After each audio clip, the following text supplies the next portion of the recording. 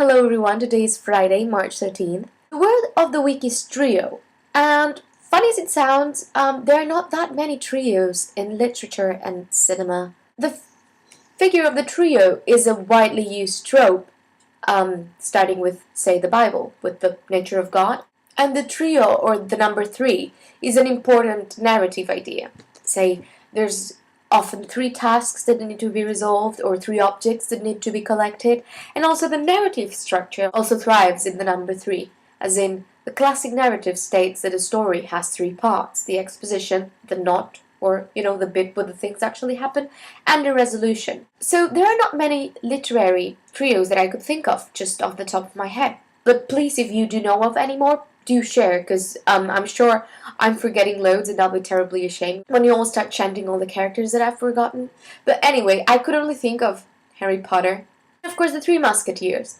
But the question always arises if the Three Musketeers are actually three, because you've got Porthos, Aramis, and Athos, but then they're quickly joined by D'Artagnan, which is what creates the story in the first place. After giving it some thought, I came up with a trio that fits the cinema, literature, and comic part of my deal. It's actually art, but I'll loosely relate it to comic, I hope you don't mind.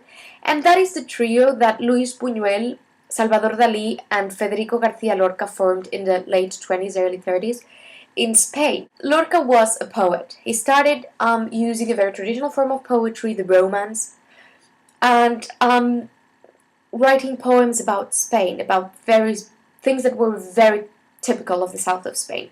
Then he went to New York, and the city completely dazzled him. And he went into surrealist poetry full mode, and he wrote what is one of my all-time favorite volumes of poetry. Buñuel is considered one of the first cinema directors that Spain had, which is not true. But because he's the only one who became famous outside of Spain, then there you go. Salvador Dalí, he was a painter, an artist, and he embraced surrealism. Like what? Like he was born to be surreal.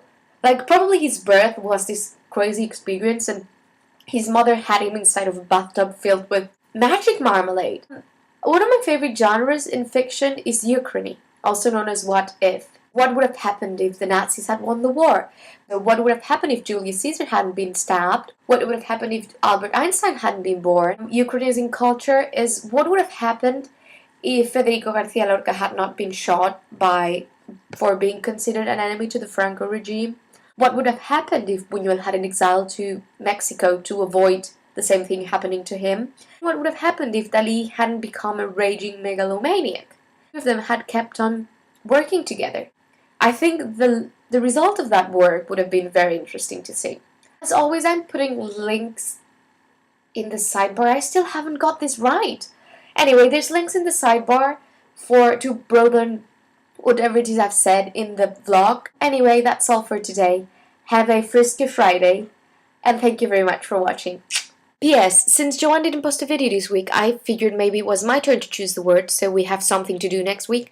And I'm going to use the Oxford Advanced Learners Dictionary, which has been a steadfast companion for many, many years of writing English essays. So let's get on with it.